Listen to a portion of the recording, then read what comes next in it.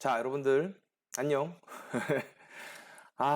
어렵습니다. 역학적 에너지의 전환 공부하셔야 되는데, 위치 에너지, 운동 에너지 여러분들 복습하다가 멘붕 상태 오셨죠, 그쵸? 그래서 선생님은 도저히 포기할 수가 없어서 이번에는 수업 내용을 아주 타이트하게 좀 줄여봤고, 선생님이 이렇게 지금 화면에 출연을 했습니다. 자, 선생님 얼굴도 보고 내용도 보면서 포기하지 말고 위치 에너지, 운동 에너지 잘 따라오시고, 그리고 오늘 배워야 될 내용, 그 두 가지 내용을 바탕으로 역학적 에너지 보존까지 한번 진행해 보도록 하겠습니다. 여러분들, 자, 절대 포기하지 마세요. 자, 그럼 역학적 에너지 전환 한번 시작해 보도록 할게요. 이 내용을 하기 전에 1. 에너지, 운동 에너지, 위치 에너지 다시 한번 아주 간략하게 짚고 넘어갈 테니까 선생님의 흐름대로 한번 쭉쭉 따라와 보시기 바래요. 자, 첫 번째 1이었습니다. 1은 뭐였냐면 우선 힘을 줬죠. 그리고 힘을 준 상태에서 물체를 이동시켰습니다. 그래서 준 힘의 크기에 이동시킨 거리를 곱해서 1의 양으로 정의를 했었어요. 그래서 힘을 많이 주면 1을 많이 한 거고, 똑같은 힘을 주더라도 많이 이동시키면 1을 많이 한 거였죠. 되시겠어요? 그래서 1이라는 것은 우리가 W, 워크라고 표현하고, 준 힘에다가 거리를 곱해서 1의 양을 결정했었습니다. 그리고 이 1의 단위는 힘의 단위인 뉴턴, 거리의 단위인 미터를 사용해서 표현을 했었고, 이 1은 곧 나중에 뭐가 된다? 에너지로 전환할 수 있기 때문에 우리가 에너지의 단위인 줄로도 표현을 한다까지 정리가 되시겠죠? 자, 그러면 에너지는 뭐냐? 자, 요 두 가지의 상황으로 한번 이해를 해보도록 할게요. 자, 사람이 추를 이렇게 끝까지 끌어올렸어요. 그리고 이 추를 지금 보는 것처럼 떨어뜨리게 되면 말뚝이 박히겠죠. 그래서 우리는 뭐라고 얘기할 수 있냐면, 말뚝을 박기 위해서 추가 떨어지면서 한 것을 가지고 추가 한 일이라고 표현할 수 있습니다. 그리고 이건 W추라고 한번 표현을 해봐요. 그리고 말뚝이 일을 당한 거죠. 원래는 이만큼 올라와 있었는데 힘을 받아서 이만큼 이동했어요. 그래서 말뚝이 당한 일을 W말이라고 한번 표현을 해봅시다. 그래서 이 추가 한 일과 말뚝이 당한 일은 크기가 같다라는 게 기본적인 일의 원리입니다. 그래서 우리는 어떻게 얘기할 수 있냐면, 떨어지기 전 상황을 가지고 우리가 에너지를 얘기할 수 있는 거예요. 무슨 얘기냐면, 비록 떨어뜨리지 않았지만 만약에 추가 떨어진다면 일을 할 것이다 라고 우리가 예상할 수 있다는 거죠. 미래 일을. 그렇죠? 그리고 그 일은 어떻게 해서 일어나는 거냐면, 중력이 추를 당기고 그리고 추가 S만큼 이동을 해서 일을 하게 되고, 그 일에 의해서 말뚝도 일을 하게 된다. 이런 개념인 거예요. 그러니까 굳이 떨어뜨리지 않아도 얘는 일을 할 것이다라고 우리는 이 추를 바라보면서 생각을 할 수 있고, 그러면 우리는 얘는 언젠가는 일을 할 수 있는데, 그럼 그 일을 할 수 있으려면 얘는 뭔가를 갖고 있어야 되는 거죠. 그러니까 얘가 일을 할 수 있기 위해서 갖고 있는 그 상태를 가지고 뭐라고 얘기하냐면, 지금 보는 것처럼 뭐라고 얘기한다고요? 에너지라고 이렇게 표현을 하는 겁니다. 그래서 추는 떨어뜨리지 않았지만 떨어뜨리기 전에 이 상황만 보더라도 일을 할 수 있다라고 예상할 수 있고, 그럼 그 일을 할 수 있기 위해서 갖고 있는 것을 가지고 뭐냐면 에너지라고 표현을 했습니다. 그래서 에너지의 정의는 일을 할 수 있는 능력이라고 이야기합니다. 그러니까 얘는 일을 할 수 있는 능력이 있죠. 높이 올라와 있는 이유만으로. 그래서 얘는 에너지를 갖고 있다. 이렇게 우리가 표현을 했던 거예요.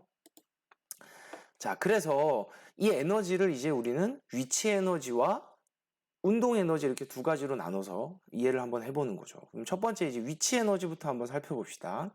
자, 일어나지 않은 상태에서 정의를 내리는 거예요. 자, 추는 앞으로 일을 할 수 있습니다. 그래서 우리가 추가 할 일을 우리가 W추라고 선생님이 얘기했어요.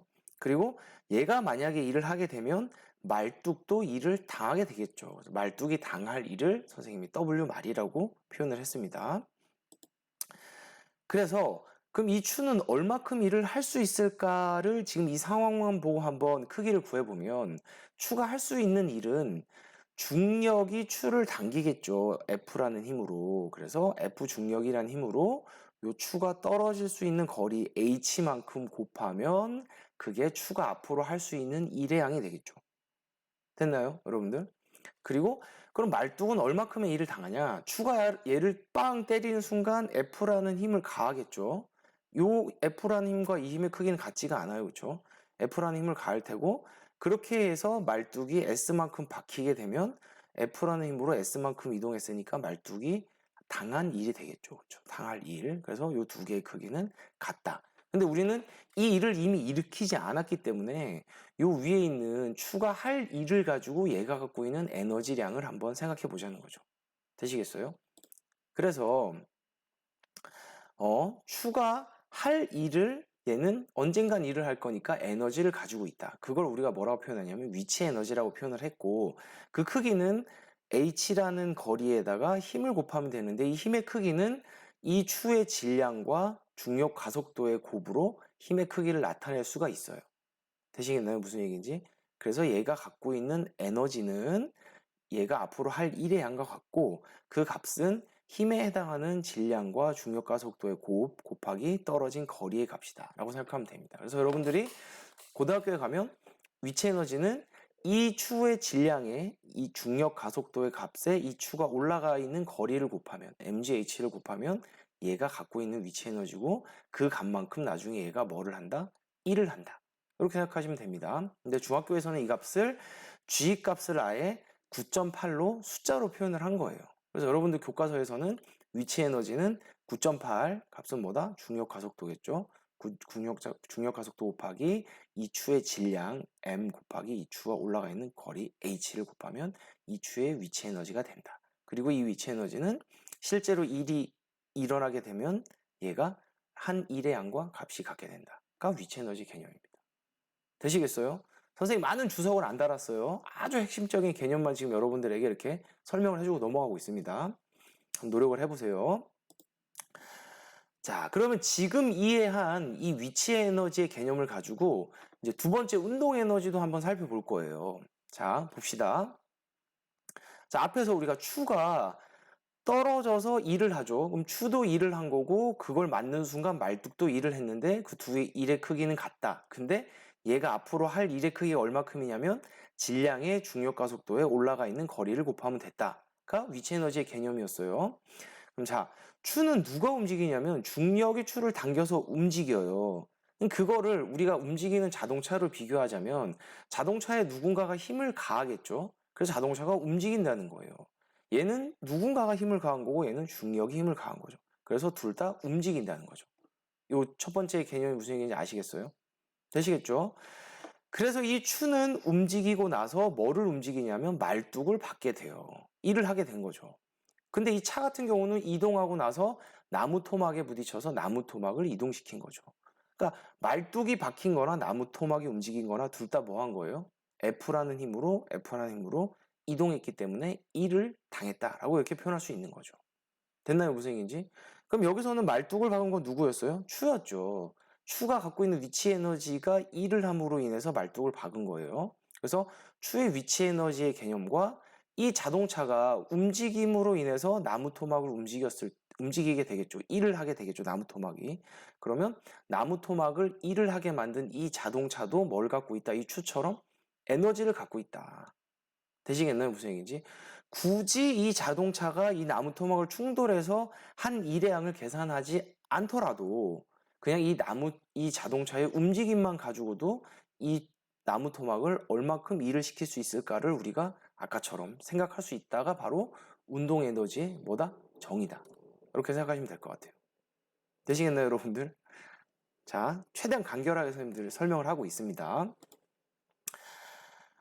자, 그럼 운동 에너지를 한번 정의를 해보세요. 아까처럼. 자, 이것도 미래의 일입니다. 우리가 위치 에너지를 정의할 때 굳이 일을 시키고 나서 그 값을 구하는 게 아니라 그냥 걔가 매달려 있는 상태만 가지고 질량과 중력 가속도와 매달려 있는 높이만 알면 얘가 얼마큼의 일을 할 수 있다라는 값을 구할 수가 있었죠.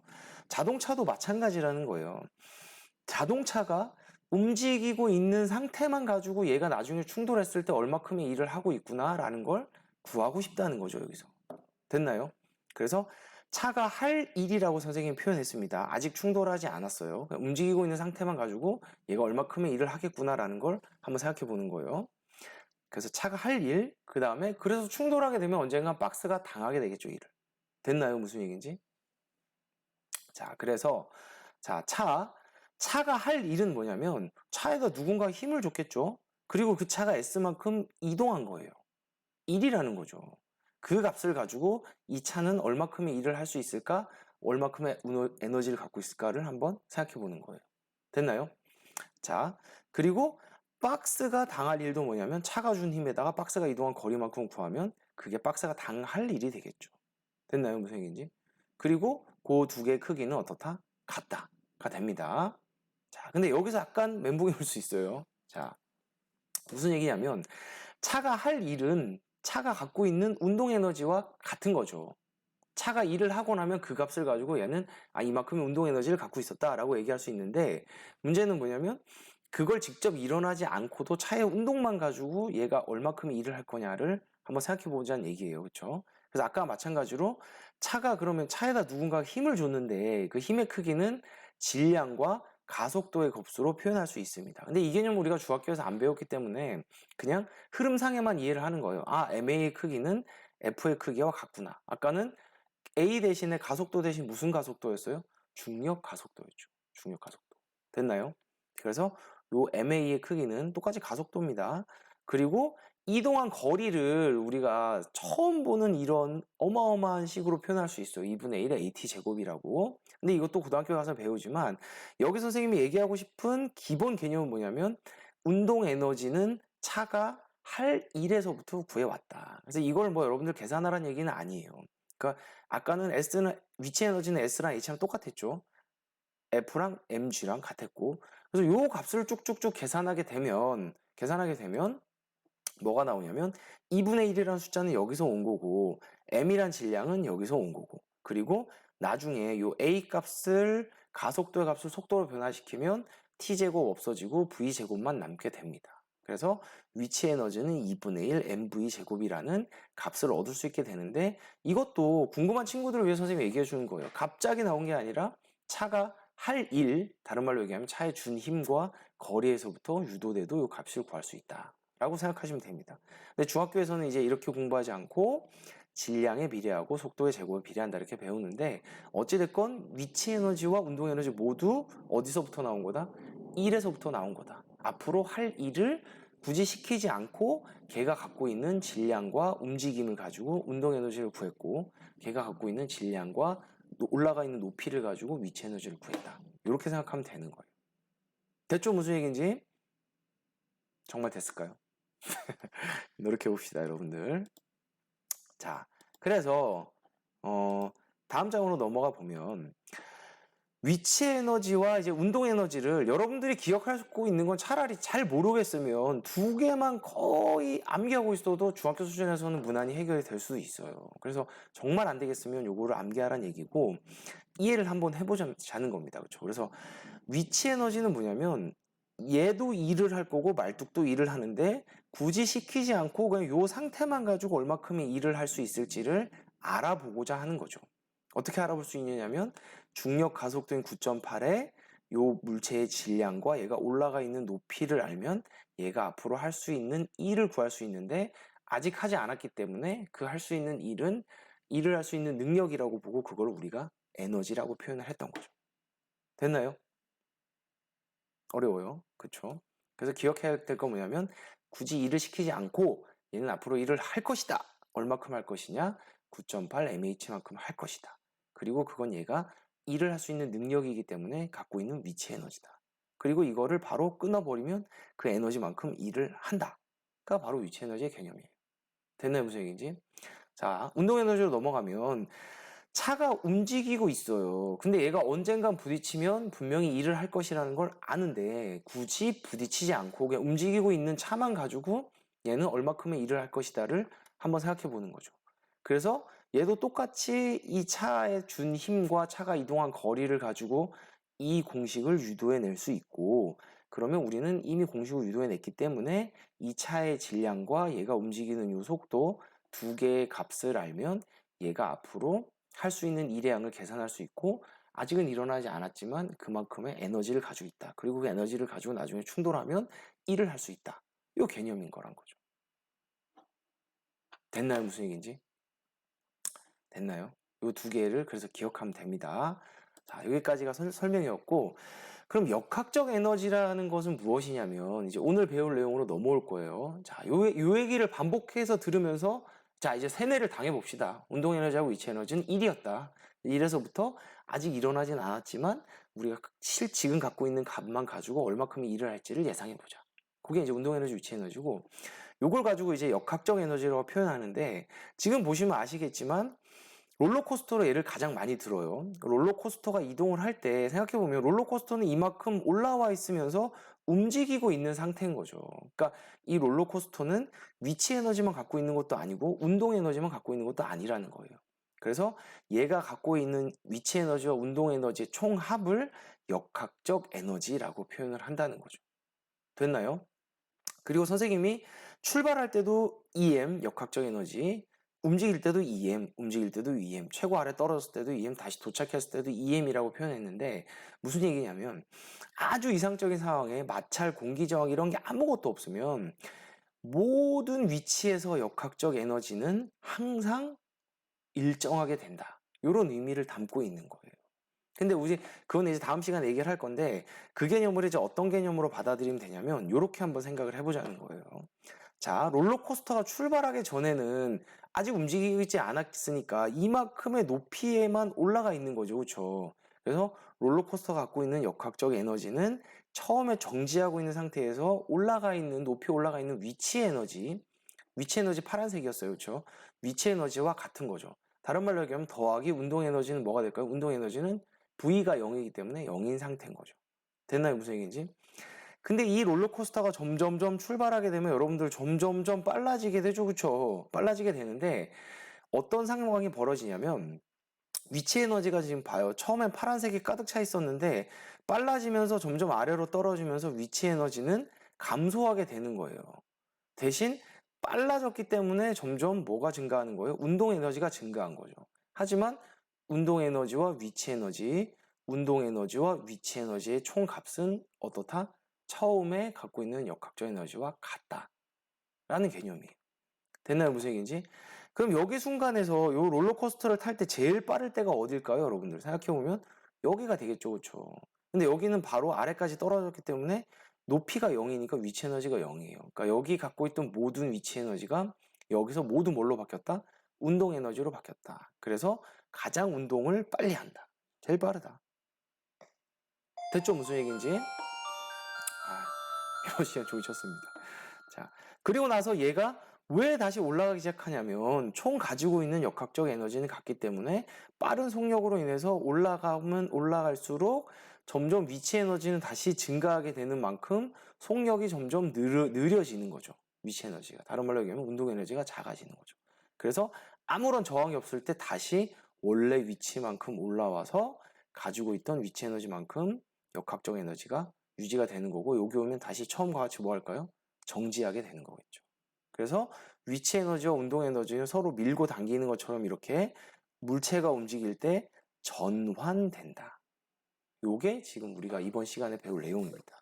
그래서 위치 에너지하고 운동 에너지를 먼저 이해하는 게 제일 중요해요. 그리고 위치 에너지하고 운동 에너지는 서로 물건을 주고받는 것처럼 에너지를 주고받으면서 총량이 일정하게 유지가 된다. 되시겠나요? 무슨 얘기인지? 그래서 오늘은 위치 에너지가 이렇게 롤러코스터를 이용해서 전환된다까지 이해하는 게 여러분들의 아주 중요한 과제라고 생각하면 돼요. 그래서 이번 시간에는 선생님이 추억의 과제입니다. 초반에 냈었는데 자 교과서 214페이지의 해보기를 여러분들이 직접 하고 휴대폰으로 찰칵 찍어서 클래스룸에 제출하는 게 첫 번째 과제예요. 자 뭐냐면 공을 던졌을 때 처음에 던지기 시작하면 운동 에너지만 있겠죠. 근데 위로 올라갈수록 위치 에너지가 점점 커지겠죠. 높이 올라가니까. 대신 공은 점점점 느려질 거예요. 그 과정을 한번 그림으로 그려보고 두 번째는 떨어뜨렸을 때 위치 에너지가 감소하는 만큼 점점 빨라지겠죠. 다른 말로 하면 운동 에너지가 증가할 거예요. 그러면 공이 같은 시간 간격으로 찍었을 때 어떻게 나타나는지 그려보고 내용을 정리해 봅시다. 그리고 휴대폰으로 제출하셔야 돼요. 그리고 두 번째는 간단한 과제죠. 스스로 확인하기 215페이지에 이 내용 찍어서 마찬가지로 휴대폰으로 촬영한 다음에 여러분 선생님이 제출해 주세요.